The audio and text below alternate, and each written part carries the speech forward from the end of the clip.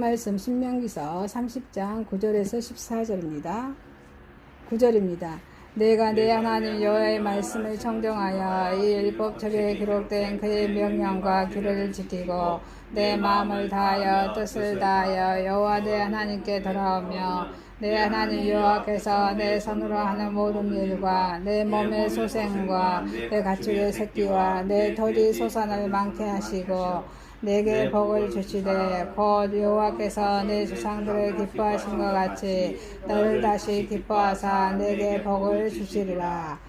내게 명령한 이 명령은 내게 어려운 것도 아니요 먼 것도 아니라 하늘에 있는 것이 아니니 내가 이르기를 누가 우리를 위하여 하늘에 올라가 그 명령을 우리에게 가지고 와서 우리에게 들려 행하게 하려 할 것이 아니요 이것이 바다 밖에 있는 것이 아니니 내가 이르기를 누가 우리를 위하여 바다를 건너가서 그 명령을 우리에게로 가지고 와서 우리에게 들려 행하게 하려 할 것도 아니라 오직 그 말씀이 내게 매우 가까워서 내 입에 있으며 내 마음에 있은즉 내가 이를 행할 수 있느니라. 아멘.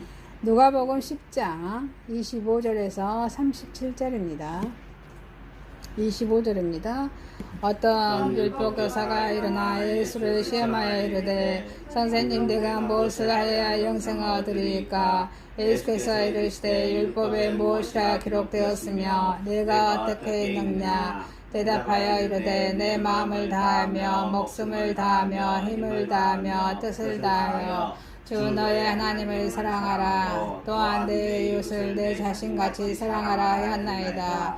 예수께서 이르시되 내 대답이 옳더라. 이를 행하라 그러며 살리라 하시니 그 사람이 자기를 옳게 보이려고 예수께 여짜오되 그러면 내 이웃이 누구니까? 예수께서 대답하여 이르시되 어떤 사람이 예루살렘에서 여리고로 내려가다가 강도를 만나매 강도들이 그 옷을 벗기고 때려 거의 죽은 것을 버리고 가더라.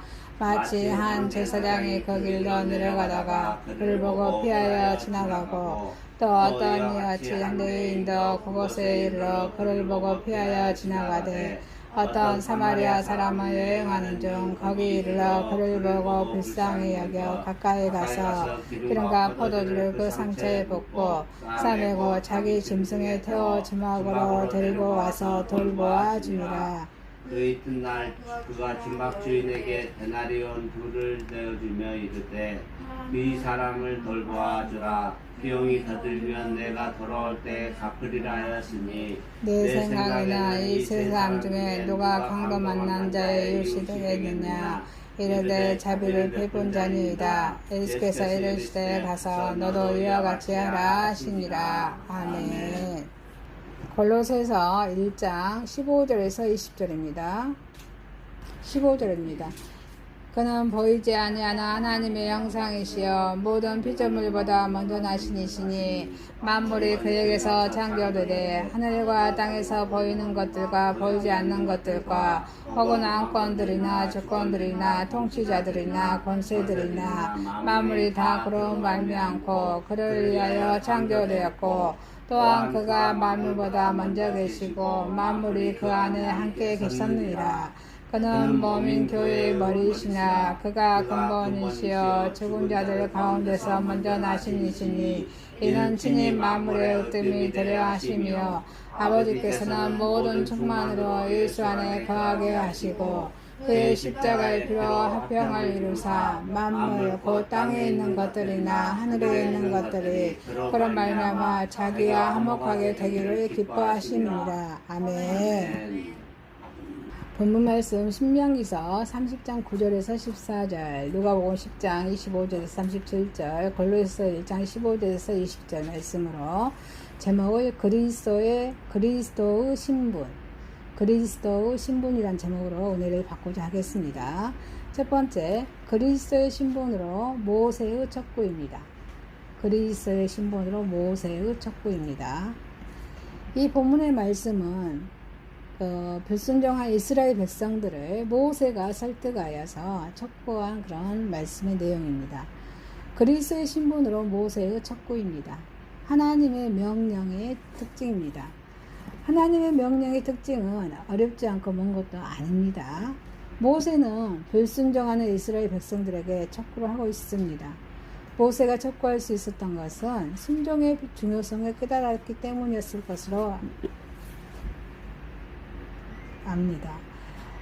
요한일서 5장 3절에 보면 하나님을 사랑하는 것은 이것이니 우리가 그의 계명들을 지키는 것이라 그의 계명들은 무거운 것이 아니로다 이렇게 말씀하고 있습니다. 이 말씀의 의미는 하나님을 사랑하는 마음이 풍성하다며 하나님의 계명들이 무겁게 또는 부담스럽게 느껴지지 않는다는 말씀입니다. 왜 많은 사람들이 말씀에 대한 부담감을 가지고 있습니까? 그것은 그들이 하나님을 진정으로 사랑하지 않기 때문이라 할 수 있습니다.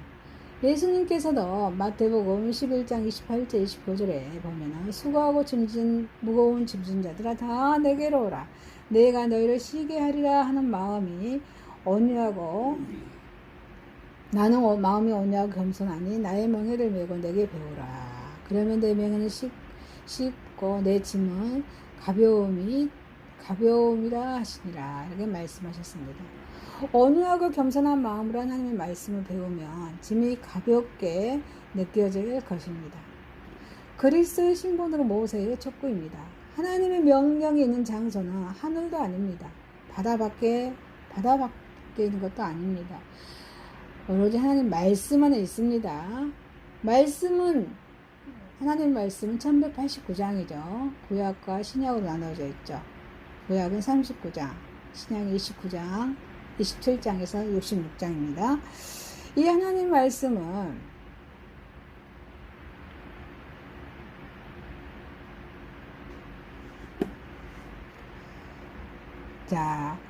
우리는 이 말씀 우리 입에 있고 우리 마음에 있어야 한다는 것입니다. 어디에 있어야 돼요?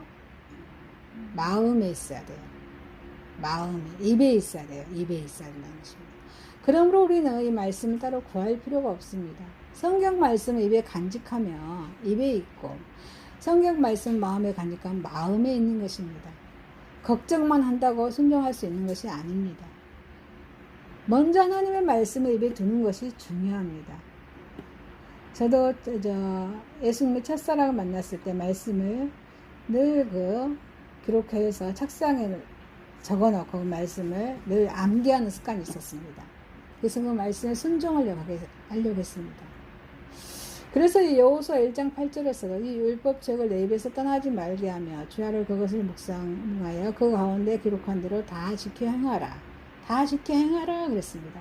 그리하면 내 길이 평탄하게 될 것이라. 네가 형통하게 하리라 했습니다. 모세의 뒤를 이은 여호수아에게도 명령하신 하나님께서 오늘날도 주님을 신뢰하라 말씀하십니다. 그래서 그 입에 하나님 말씀을 떠나지 않게 하는 사람들을 찾을 것이다 이렇게 말씀하십니다. 우리 입술에 말씀이 늘 있을 때 승리합니다. 아멘이십니까? 우리 주님의 말씀이 우리 입 안에 있을 때 늘 승리합니다. 그래서 승리하며 살아갈 수가 있습니다. 하나님 말씀을 마음에 간직하는 것이 중요합니다. 우리의 행동은 마음과 생각에서부터 시작됩니다. 아니십니까? 하나님 말씀은 마음과 생각에서부터 시작합니다. 마음이 대단히 중요합니다. 좋은 마음을 먹으면 좋은 행동이 나오게 됩니다. 아멘이십니까? 부정한 생각을 하면 부정한 행동이 나옵니다. 그러므로 우리 안에 무엇이 들어있느냐가 중요한 것입니다. 그래서 바울도 골로새서 3장 16절에 골로새서 교인들에게 그리스도의 말씀이 너희 속에 풍성히 거하게 하라 권면하십니다. 이렇게 될 때 우리는 모든 지혜로 피차 가르치게 되고 권면하게 됩니다. 또 입술로는 하나님 신령한 노래를 부르게 됩니다. 늘 하나님을 찬양하게 됩니다. 예수님의 이름으로 또 우리에게 맡겨진 일들을 또 우리 입술에 말을 하게 되는 것입니다. 여러분의 마음에는 무엇으로 가득 차 있습니까? 근심 걱정입니까? 곰곰이 생각해 보시기 바랍니다.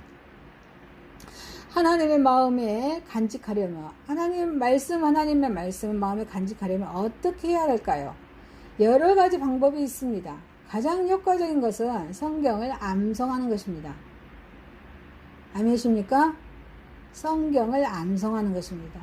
그래서 다윗은 시편 119편 9절 11절에서 119장이 가장 길죠. 말씀장이라 그래요. 그래서 9절 11절에서 청년이 무엇으로 그 행실을 깨끗게 하리이까 주의 말씀을 따라 삼갈 것이니라. 내가 주께 범죄치 아니하려 하여 주의 말씀을 내 마음에 두었나이다. 범죄하지 않게 해서 주님의 말씀을 내 마음에 두었나이다. 이렇게 말씀하면서 고백하였습니다. 다윗은 깨끗하고 정결한 삶을 어떻게 하면 살 수 있을까 생각하다가 성경 말씀에 대한 중요성을 깨닫게 되었던 것입니다. 그러므로 그 다윗은 11절에서 내가 주께 범죄치 아니하려 하여 주의 말씀을 내 마음에 두었나이다. 주의 말씀 내 마음에 두었나이다. 범죄하기 아니해서 주의 말씀 내 마음에 두었나이다. 이렇게 말씀하고 계십니다. 이렇게 말씀을 입에 그리고 내 마음에 간직할 때 행동할 수 있게 되는 것입니다. 이 본문에서 나오는 조건들의 수행은 불가능합니다. 아주 어려운 일이 아닙니다. 이런 자연스러운 생각을 동기로 해서 모세는 11절에서 14절에서 자기 백성들을 돌아서게 하려 했던 것입니다. 하나님께서는 이스라엘이 돌아서게 될 모든 일을 다 하셨습니다. 그래서 신명기서 6장 1절처럼 신명기서 6장 1절에 모든 말씀에서 모든 율법을 말합니다. 어려운 것이 아니면 글로써 쓰여졌고 또 이야기된 것입니다. 인간이 범죄함으로 이것이 어렵게 느껴질 뿐입니다. 여러분, 범죄하기 때문에 이 말씀들이 어렵게 느껴져요. 이스라엘 사람들은 하나님의 말씀이 없어서 기갈이 아니었습니다. 그런데 왜 삶의 변화들이 일어나지 못하고 또 하나님께 불순종하고 있습니까? 왜 우상 숭배를 하고 있었습니까? 그것은 참으로 심각한 문제입니다. 이 문제 해결책이 무엇입니까? 그것은 하나님 말씀 앞에 겸손하게 서서 그 말씀을 순종하는 삶을 사는 것입니다. 그렇게 할 때 삶의 놀라운 변화들이 일어납니다. 아니십니까? 하나님의 뜻이 실현될 수 있을 것입니다. 하나님의 말씀은 하나님을 사랑하는 자에게는 무서운 것이 아닙니다. 하나님을 사랑하기 때문에 순종하는 삶을 산다면 순종하는 삶이 그렇게 어렵지는 않을 것입니다. 하나님을 사랑하는 마음 없이 순종하려고 하기 때문에 힘들고 어려운 것입니다. 하나님의 말씀을 우리의 늘 입술과 마음에 간직함으로 승리하는 삶을 살고 순종하는 삶을 살 수 있을 것입니다. 사랑하는 성도 여러분, 그리스도의 신분으로 모세의 첩구입니다. 저와 여러분은 그리스도의 신분으로서 모세의 첩구자로 하나님의 말씀을 입술과 마음에 간직함으로 승리하시기를 소망드립니다. 두 번째입니다. 그리스도의 신분으로 선한 이웃입니다. 이 율법사는 처음부터 율법에는 관심이 없는 사람이었습니다. 이 율법사는 주 너의 하나님을 사랑하고 또한 내 이웃을 내 몸과 같이 사랑하라. 이 계명을 지키라는 명령에 그러면 내 이웃이 누구일까? 여기서 이웃이 누굽니까? 이렇게 묻습니다. 주님께서는 대답하신 말씀 바로 선한 사마리아의 비유입니다. 그리스도의 신분으로 선한 사마리아의 이웃입니다. 내가 도와야 할 이웃입니다. 먼저 우리 주님께서는 본문을 통해서 우리에게 교훈하신 것은 내가 도와줘야 할 이웃에 대해서 말씀하고 있습니다. 여기서 사마리아인의 입장을 통하여서 주시는 교훈입니다.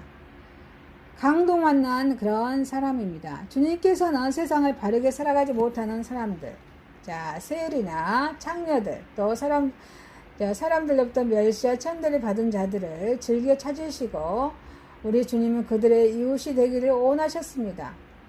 정상적인 육체를 갖지 못함으로써 세상을 바르게 살아가지 못하는 사람들, 나병 환자나 소경이나 안진뱅이나 기머거리나 그런 이웃이 되기를 원하셨습니다.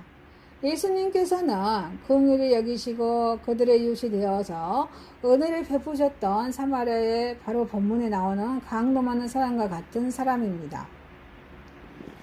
그런데 이러한 사람들은 예수님 당시에만 있지 아니합니다. 오늘날에도 있어요, 없어요? 오늘날에도 있습니다. 성도들은 이러한 자들에게 관심을 가져야 될 점 있습니다. 성도들의 이웃은 세상에서 대접받지 못하고 소외되어서 애롭게 살아가는 자들입니다. 그리스도의 신분으로 선한 이웃입니다. 사마리아인의 입장에서 보면은 유대인은 원수입니다. 자, 사마리아인은 유대인 스스로가 유대인을 원수로 삼은 것이 아니라 자, 북이스라엘의 BC 722년에 아수르로부터 멸망을 당하죠. 아수르로부터 북왕국 이스라엘의 멸망을 위해서 이주 정책에 대해서 사마리아 지역의 혼한 민족이 되면서 유대인이 사마리아인의 원수가 되어서 여긴 것입니다. 이해되십니까? 북이스라엘에 이 이스라엘이 있고 사마리아에 있고 유대가 있어요. 이스라엘이 남아에서 사마리아에 들어와 살게 되면서 사마리아가 원수가 되게 된 것입니다. 그러니까 일본과 우리 한국 사람 그런 관계의 제하에 살았던 것입니다. 그래서 유대인들은 사마리아인을 개처럼 여겼어요. 그래서 강동받는 사람을 보았을 때 사마리아인은 제사장이나 레위인보다도 더 자연스럽게 당연하게 그 자리를 지나쳐야 했습니다. 그러나 이 본문에 나오는 사마리아인은 그렇지 않았습니다. 그는 모든 사람이 애매한 그 사람을 치료해주고 주막에까지 데려가서 가서 돌봐 주었습니다. 이와 같은 사실을 통해서 주님께서 주시는 교훈은 무엇입니까? 바로 원수에 대한 사랑입니다. 원수도 그리스도 안에서는 더 이상 원수가 아니라는 것입니다. 원수도 그리스도 안에서는 형제입니다. 친구입니다. 사랑과 긍휼을 베풀어 주어야 할 이웃입니다. 그래서 우리 주님께서는 직접 말씀하셨습니다. 마태복음 5장 44절에 너희 원수를 사랑하며 너희를 핍박하는 자를 위해서 기도하라. 또 잠언 기자의 잠언 12장 21절에 의인에게는 어떤 재앙도 임하지 아니하려니와 악인에게는 앙화가 가득하리라. 이것을 인용하셔서 바울도 이렇게 말씀하고 있습니다. 그래서 로마서 12장 20절에는 내 원수가 지리거든 먹이고 목마르거든 마시우라. 이렇게 말씀하십니다. 그리스도의 신분으로 선한 이웃입니다. 도움받을 이웃입니다. 생명을 귀히 여기는 자입니다. 사마리아인은 생명을 귀히 여기는 사람이었습니다. 그에게는 자신이 도와줘야 할 사람의 그런 국적이나 사회적인 지위 또는 재산 따위를 그런 문제가 되지 않았습니다. 사람을 구해줌으로써 얼마나 나에게 이익이 돌아오느냐 하는 것도 중요하게 생각하지 않았습니다. 그에게는 단 하나, 그 사람의 생명이 중요했던 것입니다. 이처럼 사람의 생명을 귀히 여기는 사람만이 참된 이웃이 될 자격이 있는 것입니다. 따라서 우리가 만일 세상 사람들에게 참된 이웃이 되기를 바란다면 먼저 한 사람의 생명을 천하보다 귀히 여길 줄 아는 사람이 되어야 할 줄 믿습니다. 그리스도의 신분으로 선한 이웃입니다. 긍휼히 여기는 자입니다. 어떤 사마리아인은 여행하는 중에 거기 이르러 그를 보고 불쌍히 여겨. 사마리아는 또한 불쌍히 여길 자를 마땅히 불쌍히 여긴 사람이었습니다. 남을 불쌍하게 여겨줄 줄 아는 사람은 사랑이 많은 사람입니다. 사마리아인은 마음에 여유가 있는 사람이었습니다.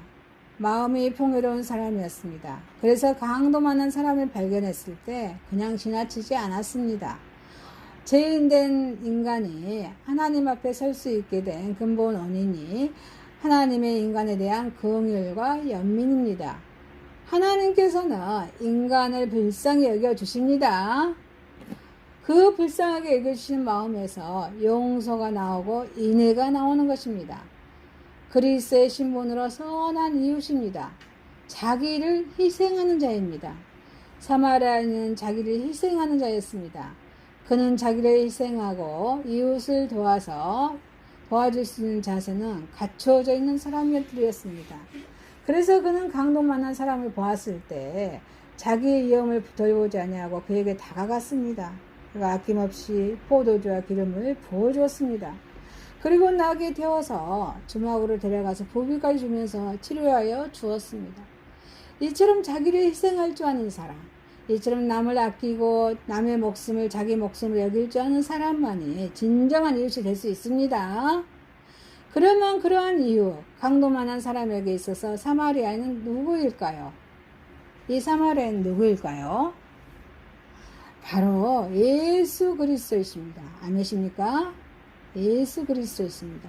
예수님은 우리 온 인류의 선한 이웃이 되십니다. 사랑하는 성도 여러분, 그리스도의 신분으로 선한 이웃입니다. 저와 여러분도 그리스도의 신분으로 선한 이웃이 되기를 소망드립니다. 세 번째입니다. 그리스도의 신분입니다. 이 골로새서는 머리로 오신 예수님에 대한 말씀이죠. 머리로 오신 예수님에 대한 말씀의 기록입니다. 그리고 골로새 교회에는 여러 형태의 그런 이단 시설이 있었습니다.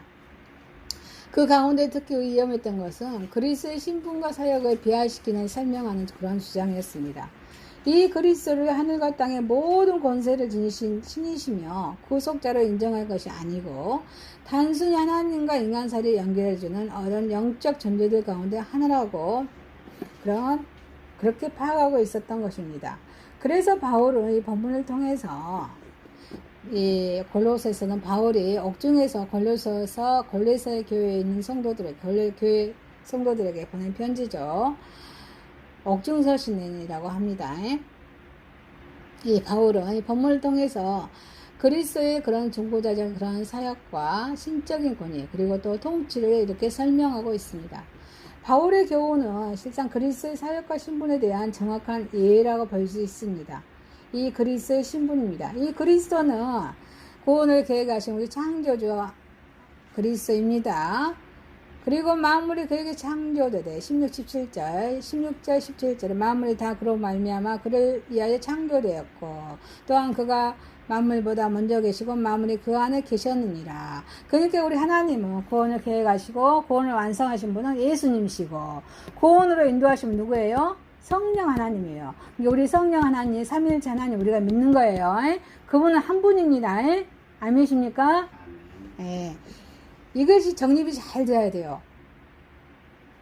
하나님 구원을 계획하시고 하나님 구원을 완성하신 분은 예수님, 구원으로 인도하신 분은 성령님, 우리 성삼위일체 하나님 우리가 믿는 것입니다.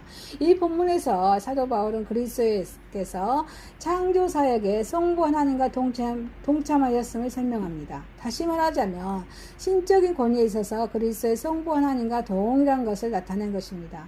이 본문의 15절에서도 그리스도를 하나님의 형상이라고 표현했습니다. 하나님의 형상. 형상이라는 의미는 하나님의 품성, 존재가 그리스도 안에서 온전히 드러났음을 요한복음 1장 18절에 말씀하고 계십니다. 그래서 창조주로서 권위나 능력은 성부 하나님과 성자 그리스도가 동일한 것입니다. 아멘이십니까? 동일한 것입니다. 그래서 그리스도께서 만물보다 먼저 계셨다는 말은 시간적으로 그리스도의 선제성을 의미할 수 있습니다. 등급상으로 오라는 의미로도 파악할 수 있습니다. 어쨌든 간에 우리 그리스도는 만물보다 오라십니다.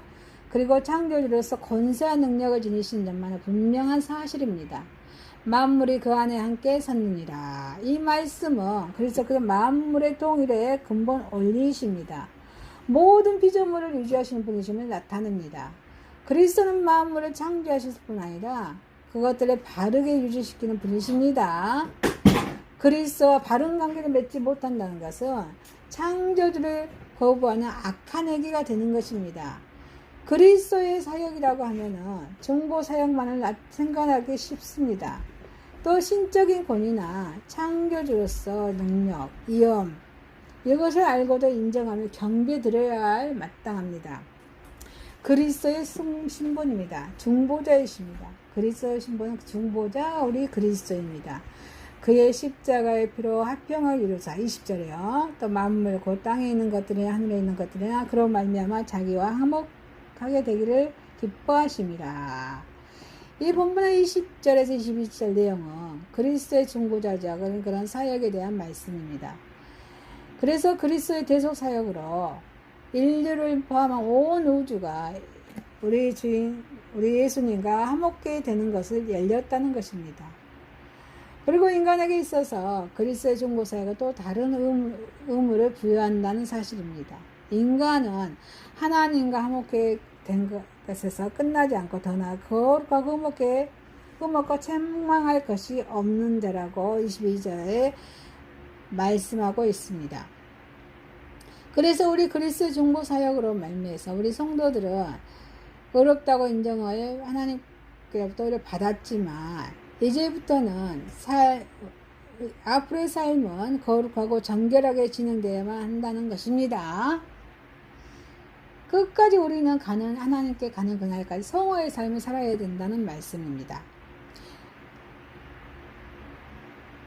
어느 면에서나 진리를 받아들이고 거듭날 그때부터 진정한 삶이 시작된다는 것입니다.